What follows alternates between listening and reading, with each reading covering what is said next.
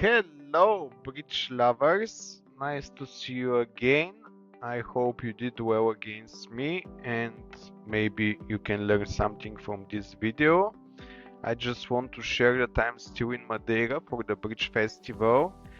The most significant thing that happened is that my friend Sveni Eriksson, who is featured quite often here at the Celebrity Challenge, came third in the open pairs, which have record numbers this year, 372 pairs. For Sveni himself, he's won this event some years ago, so maybe third is not such a big thing, but out of almost 400 pairs, winning a medal, it's quite something. Well done also to the winners, Christian Bake, for me the best or one of the very best players in the world, playing with Turerik Hoftoniska. Sveni, my friend, played with another expert from Iceland, Magnus Magnusson, and Vainikonis and Uwanski came second. They're from Lithuania. So now we are playing the open teams, and the final happens today, on Sunday. As you play this, somebody is getting crowned the winner of Madeira Open Teams. It's a great festival, and I've been telling you to come, but now if you want to come, you need to book much in advance, because this might be the first tournament ever to be having a wait list, because they cannot accommodate everyone who wants to play. Quite understandably, Madeira is a heaven on earth. It's an amazing place. I even want to move here, but that's another topic. So now I'm playing 5 boards. I'm playing basic 2/1, and let's see how we do.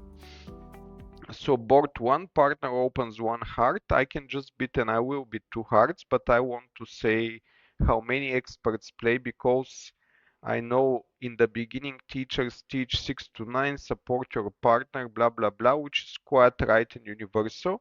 But generally when you play 2/1 based system, most people who don't play a forcing 1 no trump support partner in a constructive way. So 2 hearts is either 8-10 balanced, or if your points it has a shortness. With 5 to 7 balanced with fit, the normal approach is to bid 1 no trump, although it's non-forcing, it's not the end of the world if you end up in 1 no, but your partner gets less excited when you bid 2 hearts. So if you want to improve your game, that's one approach you can have a look at. Now I have 8 points, a singleton. Yes, a singleton and king singleton, not great, but still this is, whenever you have shortness, you always support your partner, even with 5-7 points. Okay, double, pass 2 spades. It's very interesting because I have a few options. I can double, which would be penalties. I can bid 3 hearts, or I can pass. I think playing match points, I don't care really. I'm doubling for penalties. Partner may stay or not. The way I learned this game, I played with a guy who was saying if we play a pairs game and over a whole session of 26 boards, they haven't made at least 2 doubled par scores, it means we haven't doubled enough. So I'm following this strategy. I'm doubling and I'll lead a spade, despite the fact that I may give a trick away. I'm taking 2 of their trumps for 1 of mine. Generally, leading a trump is a good strategy. Here it's just a killer, because see what happens, we're demolishing them. So it's not that we've beaten it yet, but it's quite promising so far. Unfortunately, they'll score some tricks in by roughing, because we were blocked in the trump suit. And we're yet to find out if we can beat it, although it started very well. They have a lot of side tricks and they continue to have them, so it will come down to who's got the ace of clubs. I think partner should have it, because otherwise they won't have an opening hand. So down 1 for 100 points. It's much better than 50 points, but is it enough? We're about to find out. The question is, how do we do in 3 hearts? We lose 2 hearts and 3 diamonds, so probably it's going off, and probably I got the best score possible here. Yes, the minimax says that I've got the best score possible. If you beat me, let me know how. But if you don't, that's how you win in match points. And you know what? If they make it, I don't care. I just know this is how you play match points. You double. If they make it, happy days for them. Next hand, I just double again. I mean, you don't double every hand, but every hand that remotely looks like doubling them when they steal your part score, you just do it. Now, a classical one heart opening. Some less experienced players may think that's the hand to open four hearts, but not at all. Four hearts is unbalanced hand, long hearts, but a lot more losers and a weaker suit than that. Opening a heart, partner is not a pass hand, we may even reach a slam. I'm quite tempted now to I don't know, I'm tempted that I want to explore slam, but I don't know how. Four diamonds will be a splinter, agreeing spades, and I don't have that. I need to have four spades. I want to end up in four hearts. I'll bid four hearts now, and it shows a great hand, but uh, we may not find a slam that we make. Oh, okay, we don't make a slam anyway. We have three top losers, and we have 10 top tricks. Happy days.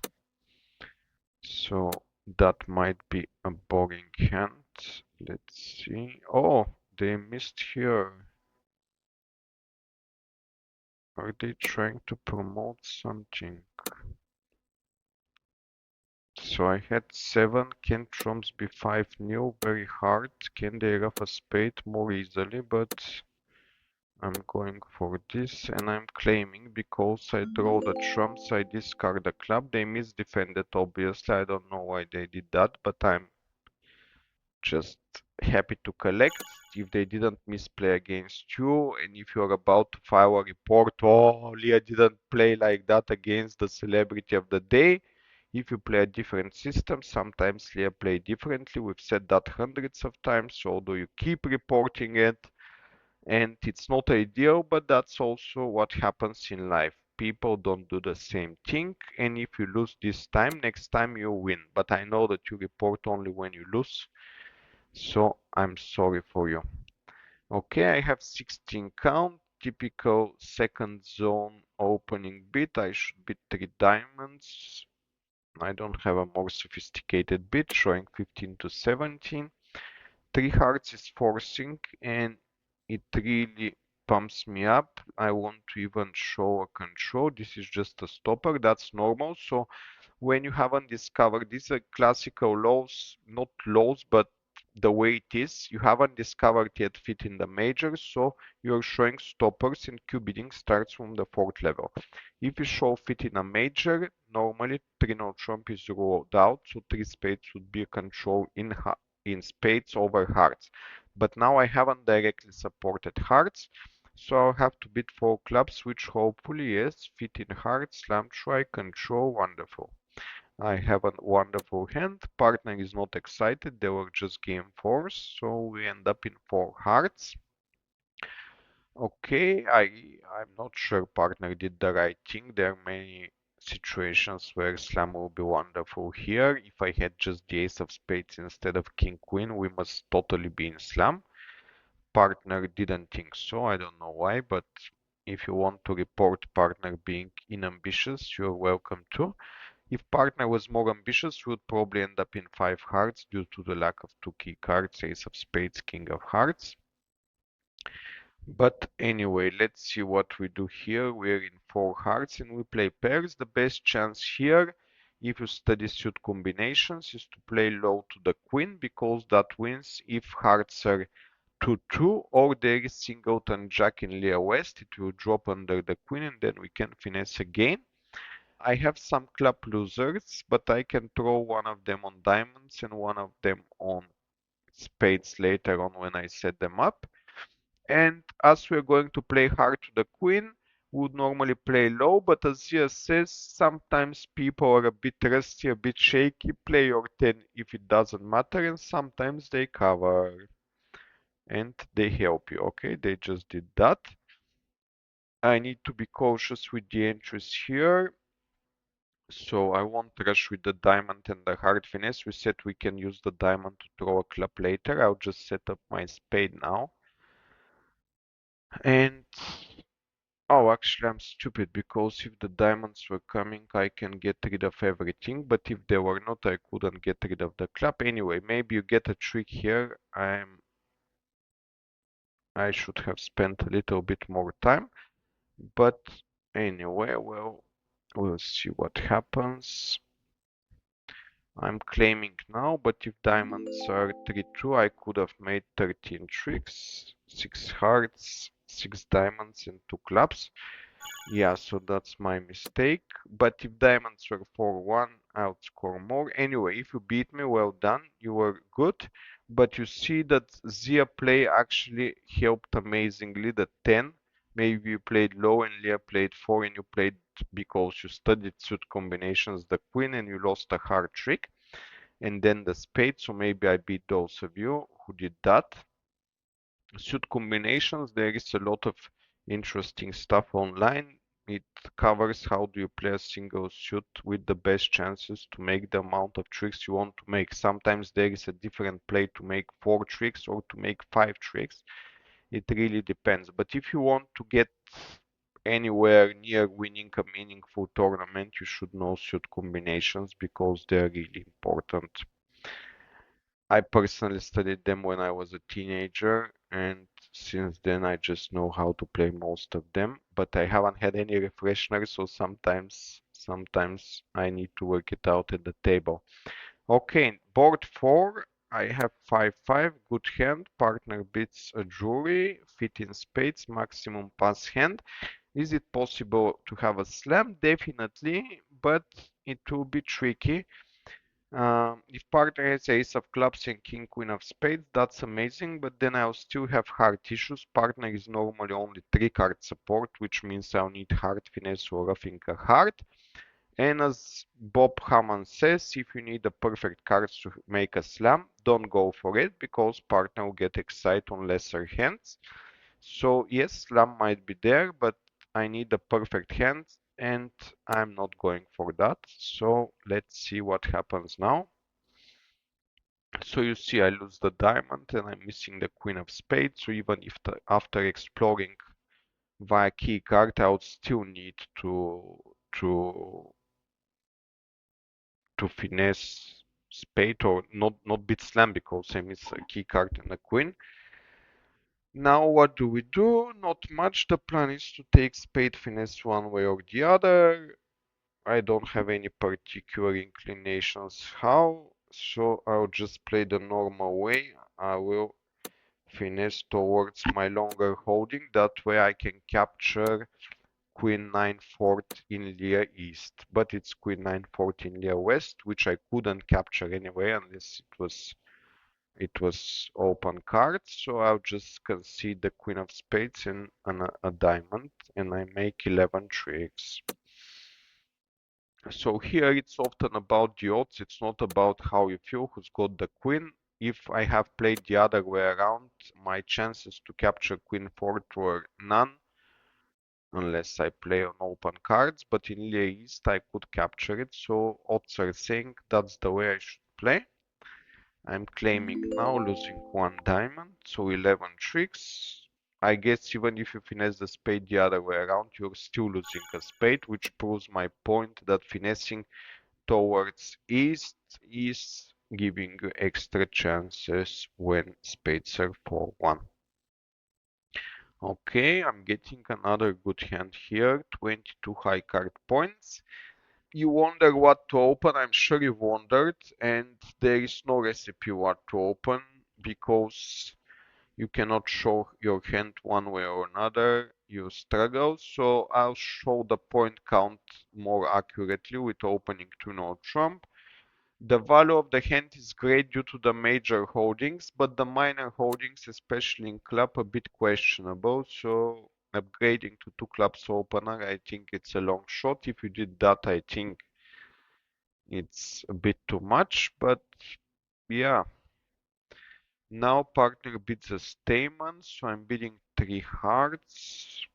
Stayman is good because now we know we have a 4 card fit in the majors. And we end up in 4 spades, so we are not that worried about the weakness in the minors.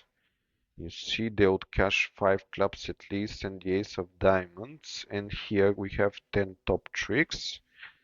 So let's see if spades are 3-2. We'll discard some clubs and make over tricks. And otherwise, we'll see if spades are 4-1. I'll spend more time thinking and explaining, but they are not. So it's a simple hand. We throw the club, set up the diamonds, and end up with a lot of tricks. So we'll make 12 tricks now. Happy days. I'm glad I didn't end up in 3-0. I can claim here 4 out of the remaining 5. 12 tricks. And that's it. Let's have a quick look. Wow, I have 5 plus scores. As one Bulgarian guy says, if you have more plus scores than minus scores, that cannot be bad.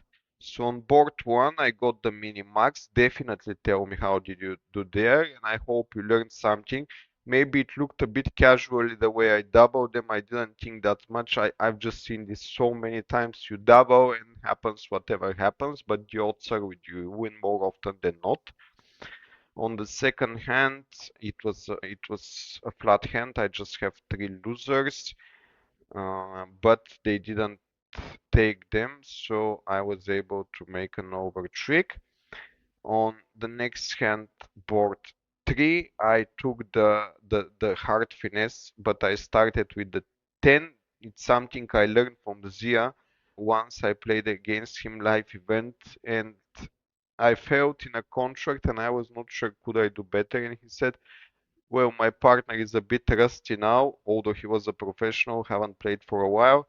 Play the 10, maybe he covers because he's not awake. And this time it worked, although Leah is always awake. This time she covered with the jack and we got an extra trick. Later on, I made a kind of a mistake that I gave the spade when the diamonds could run, but I was already ahead of the field if hearts were 3-1, something I didn't know at the time, so I think it's a mistake to play a spade on my side. But yeah, tell me if you made 13 tricks, you did very well. Congratulations. Board 4 was very boring. I had to finesse the spades. The learning curve here is about which way do you finesse and the ability to catch queen 10, queen 9 fourth in Leah East, but not in Leah West. And on the last hand, I made some over tricks. 2-no trump opener. Yes, you look at the hand and you know it's not 2-no trump opener, but it's not 2 clubs, but it's strong for 1 heart. Remember, what your teacher teaches you or what you read in the books is not covering everything about bridge. There are hands like this that are not covered. So you need to compromise with something, and generally showing the value of your hand with fewer bits is better. So I showed my point count more or less. Yes, I can never show the 5-4, but I can show the 4-4 eventually in the majors and reach something. There will be situations when partner will have 3 hearts and still 2 clubs and we go off in 3-no trump without a spade fit, and 4 hearts was better, but that's life. You cannot cover everything. You should just, bidding is like speaking language. So when you speak a language, you have so many words to use and arrange them in different ways to say what you mean. In bridge, it's a language, but you have very few words. So you should say the maximum with the few bits you have. And the maximum is not very often not everything. So just pick up what's essential. And more often than not, you'll be successful. Opening to know, I knew that I may lose, but I know also that more often than not, I will win. And that's why in bridge we play so many hands that those who follow the chances, the bigger chances in the long run often win. Because yes, sometimes it's the smaller chance, but when you play hand after hand after hand and you bet on the higher chances, inevitably you win in the end. Okay, well, thank you very much. I hope you enjoyed it. Tomorrow is a big day. Maybe I should have said that in the beginning because not that many stay till the end. ACBL get master points via the ACBL ranked pass, and also Crystol points via the Celebrity Challenge against Pete Hollands tomorrow. If you haven't liked this video till now, maybe you just forgot. I'm sure that you like it. You cannot listen to me for 10, 20, 30 minutes and not like what I'm saying unless you're really a hater. So please like the video, please play the daily celebrity on Monday as well tomorrow, and if you care about Red Master points, also play those. If you don't care, don't spend your money for nothing. It's not that important, it's only if you care. Thank you so much and see you another time. Bye from Madeira.